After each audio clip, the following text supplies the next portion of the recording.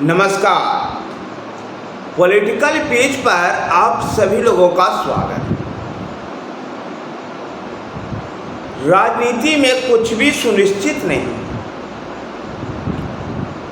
राजनीति जनता के, आम लोगों की अपेक्षा और उपेक्षाओं का परिणाम। बिहार की राजनीतिक मिजाज दौर भी अलग ही रहा। बिहार में राजनीति धारा उफनती और शांत होती रहती। ऐसे ही राजनीतिक दलों के दलदल में एक और राजनीतिक दल बिहार की धरती पर जन्म लिया। प्रशांत किशोर अर्थात पीके की जन स्वराज पार्टी। 2 अक्टूबर 2024 जन स्वराज पार्टी का जन्म। इससे पहले इसके सूत्रधार प्रशांत किशोर बिहार के सभी पंचायतों का दौरा उन्होंने किया, संघर्ष किया। जनसंघर्ष यात्रा में, उनकी पद यात्रा में बहुत सारे लोग उनसे जुड़े। जन स्वराज पार्टी अब एक राजनीतिक दल होगा और इसके सूत्रधार प्रशांत किशोर का ऐसा दावा है कि इसकी जो राजनीति होगी, रीति नीति जो होगी, राजनीति को जिम्मेदार बनाने वाली। इसी आधार पर जन स्वराज ने सफलता और स्थायित्व का दावा किया। अगर जन स्वराज की बात करें तो जन स्वराज ने बच्चे, युवा, बुजुर्ग, किसान और महिलाओं की चिंता की। उन्होंने शिक्षा के लिए बात की और उन्हें मौजूदा शिक्षा व्यवस्था को कहा कि स्कूलों में खिचड़ी बंटती है और कॉलेजों में डिग्री बंटती है और इस चीज को समाप्त कर स्कूल और कॉलेज को ज्ञान का स्थल बनाना है। इसके लिए उन्होंने बाकायदा एक रोड मैप भी दिया कि किस प्रकार से बिहार के स्कूल और कॉलेज सुधर सकते हैं। युवाओं की बातें करते हुए उन्होंने युवाओं के रोजगार का मुद्दा उठाया। उन्होंने कहा कि आज हरियाणा, पंजाब, गुजरात अगर कहीं विकसित है तो वह बिहार के मजदूरों की वजह से। उन्होंने कहा कि अगर उनकी सरकार बनती है तो 1 साल में पलायन रुक जाएगा और पलायन कैसे रुकेगा, ये बिहार का पैसा बिहार में ही इन्वेस्टमेंट होगा, उससे रुकेगा। उन्होंने बैंकों का एग्जाम्पल देते हुए बताया कि किस प्रकार से बिहार के लोग बैंकों में पैसा जमा करते हैं, जबकि बिहार के लोगों को लोन में मात्र 100 में से 40 यानी 40% ही लोन मिल पाता है। बाकी पैसा बिहार से बाहर गुजरात में, पंजाब में चला जाता है।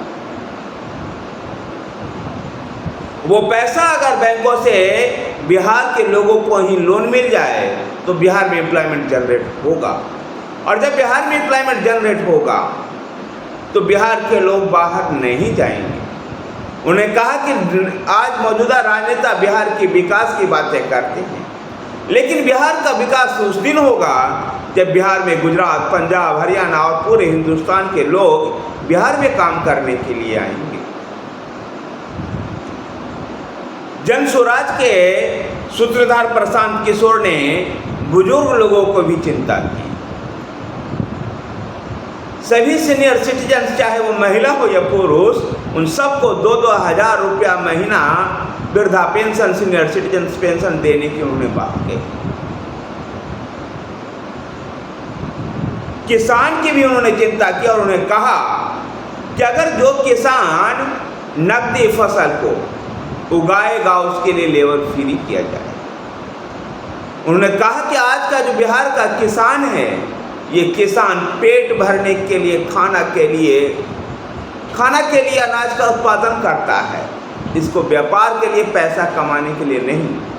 वो पैसा कमाने के लिए तमिलनाडु जाता है, गुजरात जाता है और वहाँ से जब बिहार आता है तो कहता है कटनी करने आए हैं, रोपनी करने आए। इस स्थिति को बदलना होगा कि वो कमाने के लिए गुजरात जाए और पेट भरने के लिए बिहार आए। ये स्थिति किसानों के द्वारा बदलाव लाया जा सकता है। उन्होंने कहा कि तमाम ऐसे नकदी फसल जिसमें मसाला, फल, सब्जियां, इनकी खेती करने वाले लोगों को लेबर फ्री किया जाएगा। लेबर फ्री का उन्होंने एग्जाम्पल कहा कि मनरेगा को किसानों के साथ जोड़ दिया जाएगा और ऐसे नकदी फसल उगाने वाले लोगों को लेबर फ्री मिल जाएगी और उन लेबरों को, उन मजदूरों को मनरेगा से पैसे मिल जाएंगे। इस तरह से बिहार का किसान उन्नत बन सकता है। महिलाओं के लेकर के भी उन्होंने कहा कि जब वो जन स्वराज यात्रा, पद यात्रा निकाल रहे थे तो उस दौरान कई क्षेत्रों की महिलाएं उनसे मिली और उनको ये बताई कि उनको रोजी रोजगार चाहिए और उनको रोजी रोजगार जब मिलेगा, जब उनको बैंकों से लोन मिलेगा, बैंकों से पैसा मिलेगा, तब वो महिलाएं अपने गांव में, अपने घर में रोजी रोजगार कर सकती हैं। इस तरह से कह सकते हैं कि 5 पिलर जो है प्रशांत किशोर का पार्टी जन स्वराज पार्टी की है और इस पर उन्होंने बहुत क्लियरेंस दिया है। उन्होंने जन स्वराज पार्टी के कार्यवाहक अध्यक्ष की भी बात उन्होंने कही है मनोज भारती को, जो अनुसूचित जाति से संबंध रखते हैं, उनको पहला कार्यवाहक अध्यक्ष बनाया गया। बाद में मार्च में चुनाव होगा, उसके बाद जन स्वराज का अध्यक्ष 1 साल के लिए होगा। जन स्वराज के सूत्रधार प्रशांत किशोर ने जिस प्रकार से राजनीति में जिम्मेदारी की बात कही है, उससे देखना दिलचस्प होगा कि आने वाले बिहार विधानसभा चुनाव में इसका क्या परिणाम।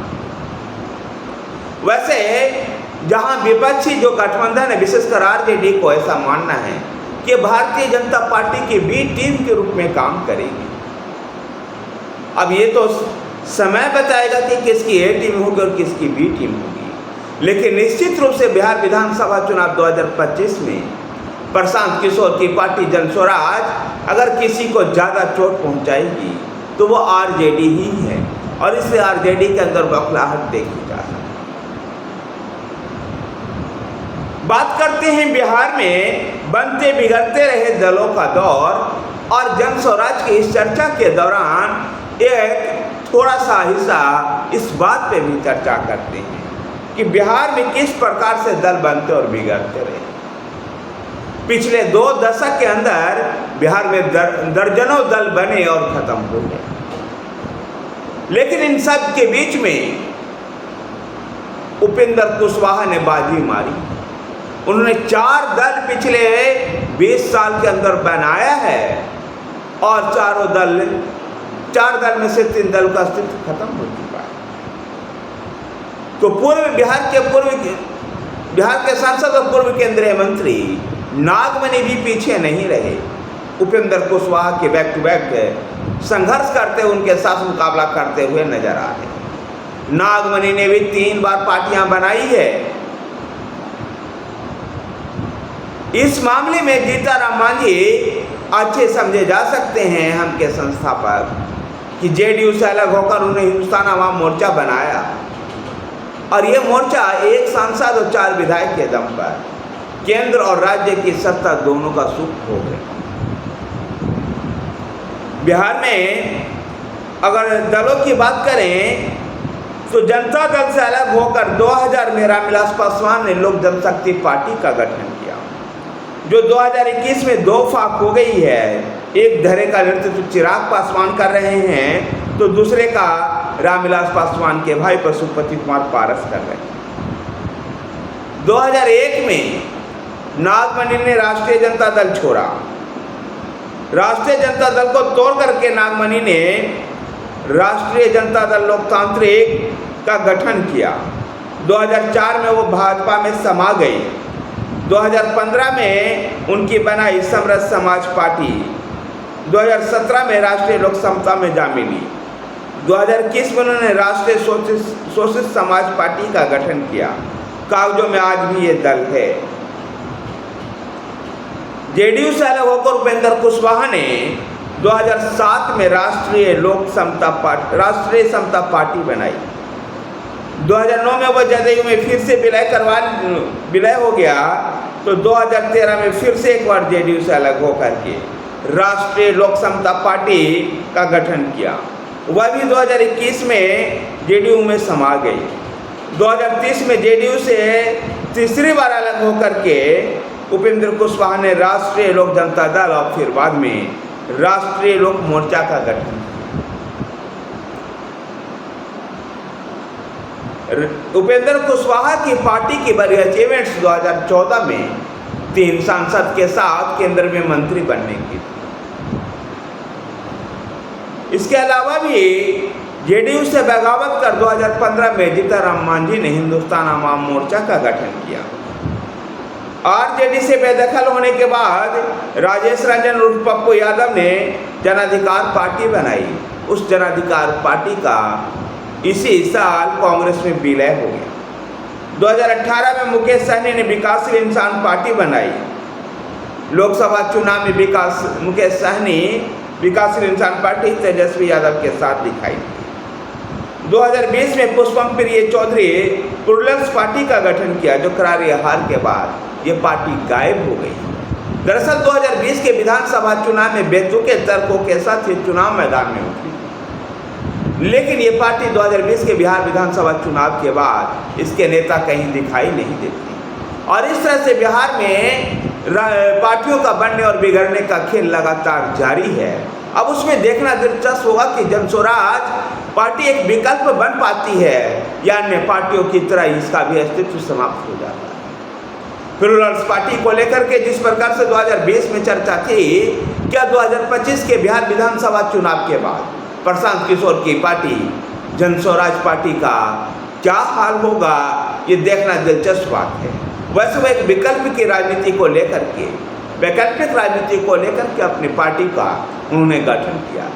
लेकिन जिस प्रकार से राजनीति में वो जिम्मेदारियों की बात कर रहे हैं, ठीक इसी तरह की बातें दिल्ली में आम आदमी पार्टी भी क्या करती है। लेकिन 10 साल के अंदर ही आम आदमी पार्टी पुराने राजनीतिक दलों के ढरों पर ही जा रही है। ऐसे में जनस्वराज पार्टी, जो प्रशांत किशोर जिसके सूत्रधार हैं, और वो कहते हैं कि वो नेता नहीं बनेंगे, अध्यक्ष नहीं बनेंगे, मुख्यमंत्री नहीं बनेंगे, तो क्या प्रशांत किशोर के अलावा भी उस पार्टी को कोई और चलाएगा, या उसका अध्यक्ष या उसका मुख्यमंत्री या उसका नेता केवल प्रशांत किशोर का पिछला ग्रुप होगा?